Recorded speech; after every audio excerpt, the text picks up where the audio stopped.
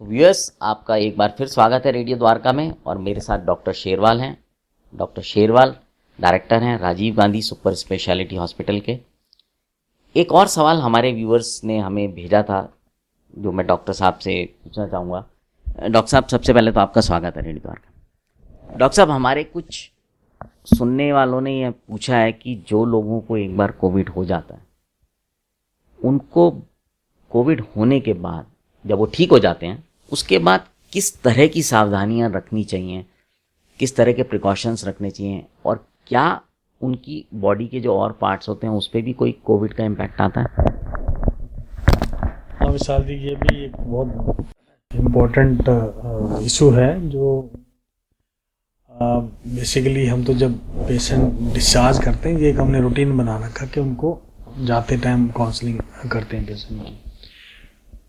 Reason क्या है कि कोविड जो रोग है मेनली अफेक्ट करता है लंग्स को। तो मैं यहाँ पर दो तरह से इसको कहूँगा कि क्या प्रिकॉशन लेता है। एक तो व्यक्ति विशेष खुद के लिए और एक समाज के लिए या परिवार के लिए। जैसे पेशेंट रिलीज होता है वो अलग अलग कंडीशन में है, जैसे हम माइल्ड टू सीवियर है, मॉडरेट है या मॉडरेट टू सीवियर है, तो वो अपनी अलग अलग स्टेज में पेशेंट डिस्चार्ज होते हैं और घर जाते हैं। तो क्योंकि इसके अंदर लंग्स, फेफड़े इन्वॉल्व है, इसलिए मेरा जो है सभी से निवेदन ये है कि इसके अंदर जो है बहुत सावधानी की ज़रूरत है। कई बार ऐसा देखा गया है कि जो पेशेंट डिस्चार्ज होते हैं या आइसोलेशन से बाहर होते हैं तो उनको फिर कई तरह की जो है कॉम्प्लिकेशंस हो सकती हैं या इशू हो सकते हैं, तो उससे अवॉइड करना चाहिए। कारण क्या है? क्योंकि हमारी जो लंग कैपेसिटी है वो कॉम्प्रोमाइज़ हो जाती है, तो उसको रिकवर करने में टाइम लगता है। तो अगर हम इमीडिएटली डिस्चार्ज हुए और अपनी एक्टिविटी ये समझें कि इमीडिएटली शुरू कर सकते हैं, तो वो ऐसा बिल्कुल नहीं है। मेरी ये सभी को राय है कि पेशेंट को धीरे धीरे अपने आप को तंदुरुस्त करने का करना चाहिए और वेट करनी चाहिए। एक तरह से हम कहते हैं कि ये भी एक जो है लंग रिहेबिलिटेशन का कार्यक्रम।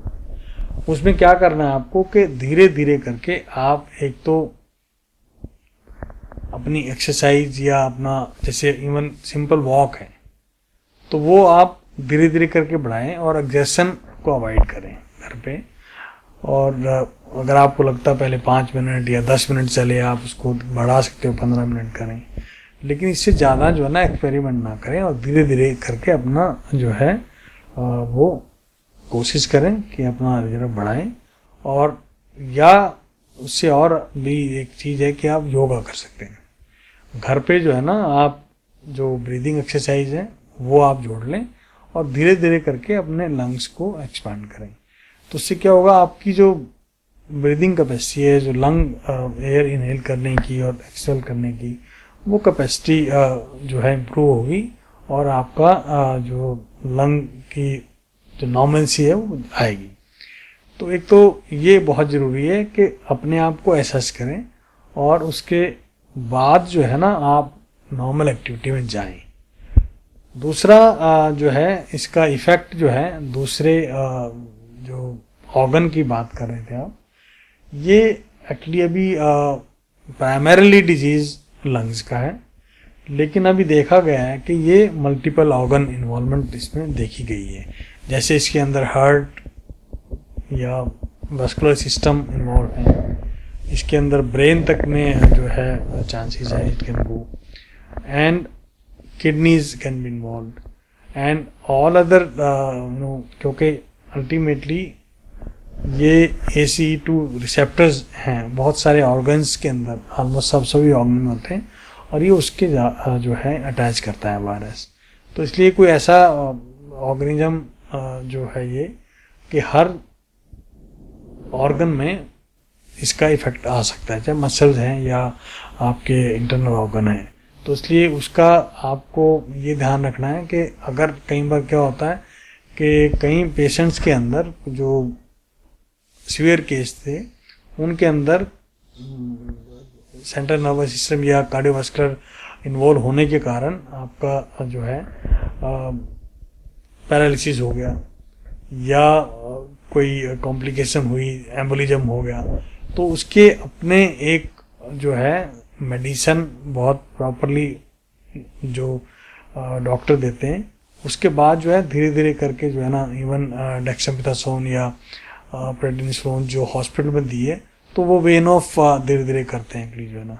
उसमें यही होता है कि ताकि उसके साइड इफेक्ट और उसका जो असर आता है तो वो ध्यान जरूर रखें कि उसका जो है विड्रॉल सिम्टम जो है ना हो, तो वो एक बड़ी चीज़ है एक्चुअली। तो सेल्फ उसके लिए एक दो चीज़ें हैं, एक तो आपका लंग कैपेसिटी वो रहे और दूसरा ऑर्गन के लिए आप लोग उस पर ध्यान दें कि कोई अगर इस तरह से आपको लगा है, कोई किसी और ऑर्गन पे आपको इफेक्ट आया है ड्यूरिंग द ट्रीटमेंट, तो वो एक डॉक्टर की सलाह पे आप उससे रिहैब करें और उसके हिसाब से आप लोग रिकवर करें ताकि आप नॉर्मल एक्टिविटी में आ जाए। जैसे ही पेशेंट को कोविड होता है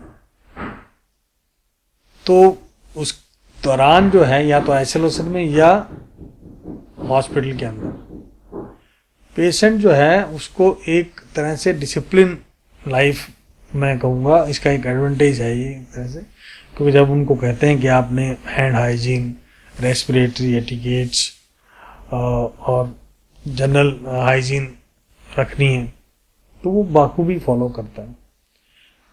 क्योंकि इसके अंदर आपने देखा होगा कई लोग कहते हैं कि सांस नहीं आ रहा क्योंकि सैचुरेशन कम हो जाती है इसके अंदर, तो उस वक्त आदमी को डर लगता है और इसलिए वो फॉलो करता है उसको, जो कि एक बहुत ही सिंपल सी चीज़ है कि हमें रूटीन में करनी चाहिए। तो यही एक मेरी रिक्वेस्ट है, जो पेशेंट रिकवर हो जाते हैं जब वो घर में जाएं, वो घर में वही हाइजीन और रेस्पिरेटरी एटिकेट्स जरूर बरतें, मास्क पहने, उस टाइम उसका मास्क पहनना और ज़्यादा ज़रूरी होता है, और दूसरे लोगों से उचित दूरी बनाए रखें ताकि वो जो आमतौर पर हम जो कहते हैं 2 गज की दूरी, क्योंकि अभी जो है ना हम कहते हैं कि वो वायरस इन्फेक्टिव नहीं है ट्रीटमेंट के बाद, but still we will say that why to expose other people and you know, ताकि जो दूसरे लोग हैं they should also learn from his experience that ये जो हैंड हाइजीन है, रेस्पिरेटरी एटिकेट्स हैं या मास्क पहनना है और 2 गज की दूरी है, एक मैसेज है। तो वो अपने घर वालों के साथ भी यही करें और उनसे जो है एक एहतियातन जो दूरी बनानी है और हैंड हाइजीन पे स्ट्रेस करें। और समाज में जब आप मान लीजिए 1 हफ्ते के बाद हम कहते हैं उसको कैन गो आउट, तो उस वक्त भी इस चीज़ का ध्यान रखें कि जो पर्सनल हाइजीन है वो मेंटेन रखें। मतलब डॉक्टर साहब, अगर मैं ये कहूँ, ये समझूं कि ठीक होने के बाद जब पेशेंट घर आ जाए तो लापरवाही ना बरते, बिकॉज कई बार आदमी होता है अरे मैं तो ठीक हो गया, लेकिन उस लापरवाही में कई बार वो नुकसान हो जाता है। बिल्कुल, जैसे मैंने कहा कि मेरा ये विचार है कि सभी जो कोरोना रिकवर्ड पेशेंट हैं इमीडिएटली घर पे जब जाएं तो वो एक रिक्वायर्ड रेस्ट हम कहते हैं कि जब तक आपको अंदर से जो है ना इनर सोच नहीं आता कि अब मैं ठीक हूँ और मैं काम पे जा सकता हूँ या बाहर जा सकता हूँ, तभी जाएं। इसमें कोई बड़ी बहादुरी की बात नहीं है कि मैं कहूँ कि इमीडिएटली मैं ठीक हो रहा, आज से मैं तो काम करने लग जाऊँगा। तो रिकवरी का अपने शरीर को टाइम दें और उसके बाद आप जो है ना रिकवर होने के बाद बाहर निकलें। बहुत बहुत धन्यवाद डॉक्टर साहब आपका। सो व्यूअर्स, आपने सुना डॉक्टर शेरवाल ने हमें बताया कि जब किसी जो कोविड के पेशेंट हैं जब वो ठीक हो जाते हैं तो उन्हें किन चीज़ों का ध्यान रखना चाहिए। और अगर आपके कुछ और भी सवाल हैं तो आप हमें कमेंट बॉक्स में लिख सकते हैं, हम पूरी कोशिश करेंगे कि उनको डॉक्टर शेरवाल से लें। तो डॉक्टर साहब, एक बार फिर आपका बहुत बहुत धन्यवाद आने के लिए, समय देने के लिए। तो व्यूअर्स, अब आपसे विदा लेते हैं। सुनते रहें रेडियो द्वारका, एक कदम कल की ओर।